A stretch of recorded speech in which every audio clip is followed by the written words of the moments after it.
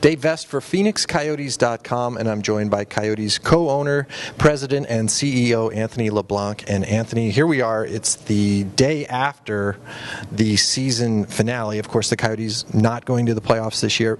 Can you sum up in a few thoughts the season and the fact that the team is not going to the playoffs this year, your first season? Well, I mean, first and foremost, as new owners, the first season, it's been exhilarating to be a part of this organization and to be able to meet so many of our great, loyal fans.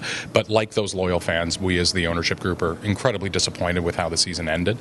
We didn't expect it to end so soon, especially after the start we had. And we feel that we are a playoff. We think we're a championship team, but now we've got to go back to the drawing board and see what we can do to make this team better. Can you speak to us about your personal experience as a co-owner the first year? Lots of highs and lows. Yeah, it's as I said, it's been exhilarating. The highs have been most of the highs and the lows that I've experienced have been associated as a fan of this team.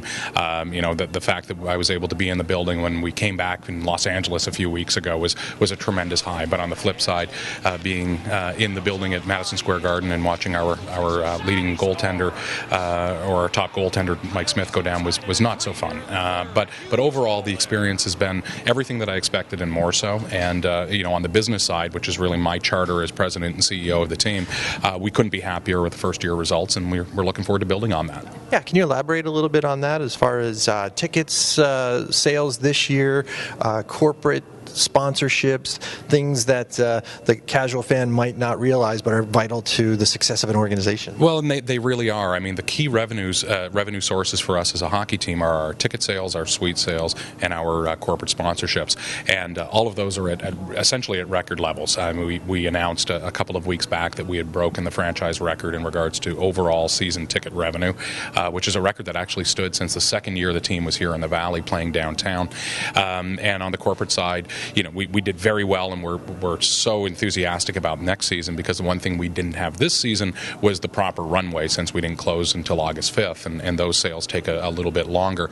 But one of the early indications for next season is the fact that the new season ticket sales to date for next season are again breaking franchise records. So we're really excited about that. Can you speak to us a little about the future? The team is changing its name, as we know, to Arizona Coyotes. When does that go into effect? How will that affect uniforms, logos? The fans really want to know about that. Sure, and I understand that. The name change will go into effect on draft weekend, so at the end of June. And this year, obviously, we'll be going by the Arizona Coyotes, which is something that we felt was the right thing to do, as I've said many times, because we want to be not just the team for the Valley. We want to be the team for the entire state. But in regards to changes that you'll see, there will be no change to the logo at minimum this season. The uniforms will just have a slight change in the shoulder patch. Will reflect the new team name. Really, the biggest change will be for George Gosby and myself and Craig Stewart when we go to Board of Governors meetings. We'll be sitting near the front of the class as I guess Anaheim's first and then us. So we'll be much closer to the commissioner. So the black third jersey, that's going away, and in its place replica from when the team originally came here? That's correct. So we're really excited. It was one of the things we heard from a number of fans is they'd love to see us honor the old jersey, which was a really interesting jersey.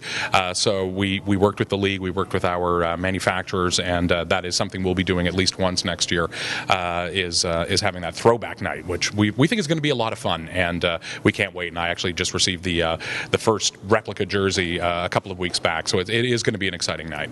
Okay, and finally, just maybe a message to the fans. Obviously, the fans are disappointed that the team didn't make the playoffs, as we all are, but just in general, can you speak to the fans about this season and their role that they played? Well, I mean, the role that they played is one that I can't even put into words. I mean, I've said it many times that I can't believe the support and the loyalty we've seen from this fan base, especially considering the past. And we're thrilled that they don't have to go through that anymore. I said this last night in the arena that, this season we get to do what all other 29 teams that don't win the Stanley Cup do, and that's focus on trying to win a Stanley Cup. We don't have to focus on going to City Hall and getting signatures on petitions.